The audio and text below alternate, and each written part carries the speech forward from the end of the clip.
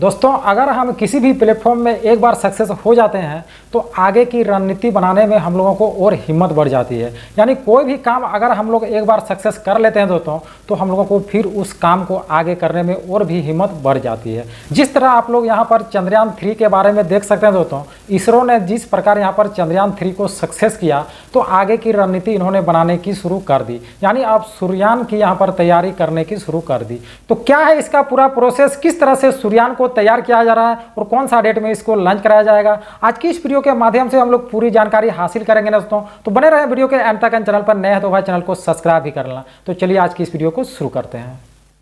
चांद पर फतह करने के बाद अब सूरज की बारी। इसरो ने अपने सोलर मिशन के लिए कर ली पूरी तैयारी।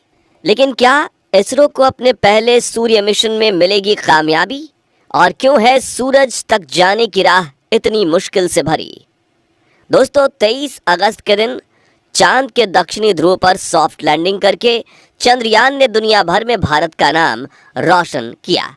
दुनिया भर में इसरो की इस कामयाबी का डंका बजने लगा और प्रधानमंत्री नरेंद्र मोदी ने भी 23 अगस्त के दिन इस ऐतिहासिक दिन को नेशनल स्पेस डे के नाम से घोषित कर दिया था। लेकिन अपनी कामयाबी का जश्न मनाने के बजाय इसरो के वैज्ञानिकों ने अपने अगले बड़े मिशन की तैयारी शुरू कर दी है। जी हाँ, चंद्रयान 3 की सफल लैंडिंग के महज 10 दिन बाद यानी 2 सितंबर 2023 के दिन इसरो अपना पहला solar mission Aditya L1 launch करने जा रहा है, जिसे पूरी तरह से तैयार करके आंध्र प्रदेश के सतीश धवन स्पेस सेंटर पर इसरो के बाहुबली रॉकेट PSLV-XL पर लोड कर दिया गया है। तो क्या है इसरो के सूरजयान मिशन के लक्ष्य, जिसके बारे में सुनकर चीन और रूस और पाकिस्तान के छक्के छूट गए हैं? और क्यों है हमारे सूरजयान का सफर इतना मुश्किल? जानने के लिए बने रहिए वीडियो के अंत तक। दक्षिणी ध्रुव चांद की एक ऐसी भयानक जगह जहां जाने की कोशिश में पिछले दिनों रूस का लूना 25 फेल हो गया था। चीन तो वहां जाने का सपना तक नहीं देख पाया और चांद पर सबसे ज्यादा बार जाने वाली अमेरिकी स्पेस एजेंसी नासा ने तक ये कह दिया था कि मून के साउथ पोल पर जाना नामुमकिन है। लेकिन 23 अगस्त के दिन उसी खौफनाक जगह पर सीना ताने लैंडिंग करके भारत के विक्रम लैंडर ने वो कर दिखाया जो दुनिया से ना हो सका। और अब इसरो वो करने वाला है जो दुनिया ने कभी सोचा तक नहीं है। जहां हम बात कर रहे हैं इसरो के आज तक के सबसे बड़े मिशन आदित्य L1 की, जिसे 2 सितंबर के दिन हमारे सूर्य देवता की स्टडी के लिए भेजा जाएगा। अपने इस मिशन की अनाउंसमेंट करके इसरो ने अपने दुश्मनों के जले पर मिर्ची डालने का काम किया है। और जब से इसरो ने ट्वीट करके ये खबर दी है, तब से दुनिया भर की स्पेस एजेंसीज में सन्नाटा छाया हुआ है, क्योंकि अपने पिछले मिशन यानी चंद्रयान 3 से इसरो ने दुनिया भर की 80% स्पेस एजेंसीज को पीछे छोड़ दिया है।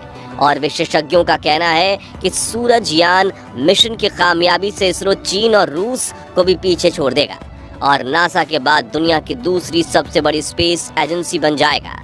और अगर ऐसा ही चलता रहा तो कुछ सालों बाद अमेरिकी एजेंसी नासा को भी भारत पीछे छोड़ देगा और इसरो स्पेस सुपर पावर बन जाएगा।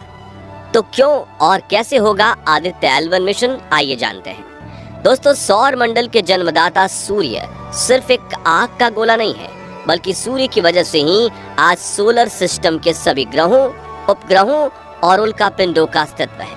सूर्य की गर्मी की वजह से ही पृथ्वी पर जीवन पनपा शुरू हुआ था और इसी तारे की वजह से पृथ्वी पर दिन और रात होते हैं। ऐसे में सूर्य हम इंसानों के लिए किसी वरदान से कम नहीं है। लेकिन सूर्योदय और सूर्यास्त के दौरान धरती से देखने पर सूर्य जितना खूबसूरत लगता है, ये असल में उतना ही ज्यादा खतरनाक है और खौफनाक भी।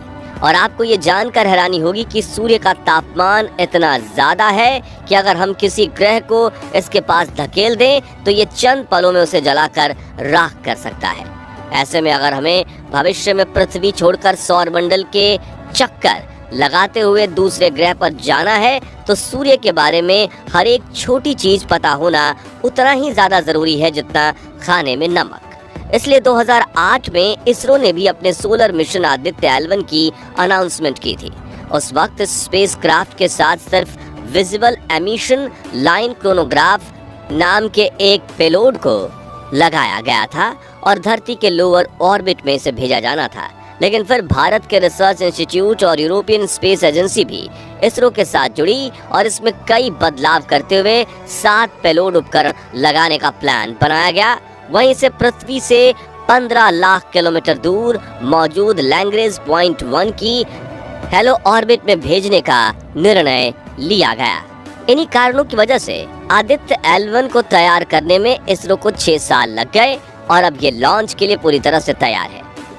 अब आप सोचेंगे कि आखिर ये लैग्रेंज पॉइंट क्या होता है, तो अंतरिक्ष में कुछ ऐसे पॉइंट्स या जगह ढूंढ निकाली गई है जहां 2 विपरीत स्पेस ऑब्जेक्ट्स की ग्रेविटी उनके बीच छोटे वाले ऑब्जेक्ट को अपने ऑर्बिट में चलने के लिए जरूरी सेंट्रीपेटल फोर्स पैदा करती है। इस ऑर्बिट को हेलो ऑर्बिट कहते हैं और पृथ्वी के आसपास ऐसे 5 लैग्रेंज पॉइंट हैं, जिसमें से पृथ्वी और सूरज के बीच सबसे करीबी लैग्रेंज पॉइंट L1 है, जो पृथ्वी से करीब 15 लाख किलोमीटर दूर है। जी हाँ, ये दूरी चांद से करीब 4 गुना ज्यादा है, यानी कि आदित्य L1 चंद्रयान 3 से 4 गुना लंबा सफर करने वाला है और इससे अपनी तय की हुई जगह यानी लैग्रेंज पॉइंट 1 पर पहुंचने में पूरे 109 दिन लगने वाले हैं, जबकि चंद्रयान 3 को 42 दिन का समय लगा था। इसी बात से आप ये अंदाजा लगा सकते हैं कि इसरो का ये मिशन कितना बड़ा और कॉम्प्लेक्स है। हालांकि भारत का ये स्पेसक्राफ्ट पृथ्वी के ऑर्बिट में रहकर भी सूरज की स्टडी कर सकता था, लेकिन इसरो ने अपने सूरज यान को इतना दूर भेजने का कदम इसलिए उठाया क्योंकि इस पॉइंट पर कभी कोई सोलर इक्लिप्स यानी सूर्य ग्रहण नहीं लगेगा। इसी वजह से आदित्य L1 24 घंटे 365 दिन बिना किसी परेशानी के सूरज पर नजर रखते हुए उसकी स्टडी कर पाएगा और दुनिया के सामने सूर्य के अनेकों रहस्यों से पर्दा उठा पाएगा।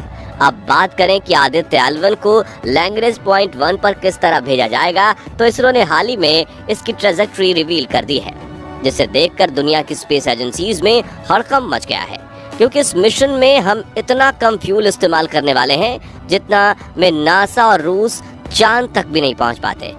तो 2 सितंबर के दिन सुबह 11:50 पर आंध्र प्रदेश में मौजूद इसरो के सतीश धवन स्पेस सेंटर से सूरजयान को इसरो के बाहुबली PSLV रॉकेट के साथ लॉन्च किया जाएगा, जो इसे धरती के वातावरण से बाहर निकालकर पृथ्वी की ऑर्बिट में छोड़ देगा, जहां से आदित्य L1 अपना सफर शुरू करेगा। अपने इस सफर में आदित्य L1 पृथ्वी के चक्कर लगाते हुए 4 बार अपने इंजन को फायर करेगा और ऑर्बिट को अंडाकार बनाते हुए बड़ी करेगा, जिसके बाद पृथ्वी के पेरेजी पॉइंट पर आकर यह अपने इंजन को पूरी क्षमता के साथ पार करेगा और 40,000 किलोमीटर प्रति घंटे की रफ्तार से भी ज्यादा रफ्तार के साथ ये पृथ्वी की गुरुत्वाकर्षण सीमा को छोड़ते हुए लैग्रेंज पॉइंट 1 की तरफ जाने वाले लंबे स्पेस हाईवे को पकड़ लेगा, जिसे क्रूज फेज कहा जाता है। और L1 के पास पहुंचने के बाद ये आखिरी राउंड लगाते हुए L1 पॉइंट की हेलो ऑर्बिट में प्रवेश करेगा,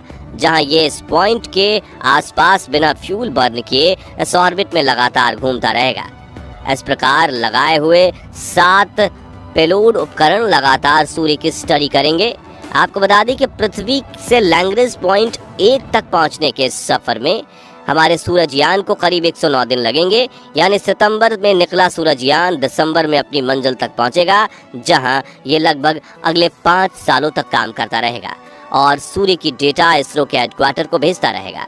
आखिर में भारत के सूरजयान के लक्ष्यों की बात करें तो सबसे पहले ये सूर्य के वातावरण की बाहरी परत यानी कोरोना और उसमें बहने वाली गर्म सोलर विंड की स्टडी करेगा।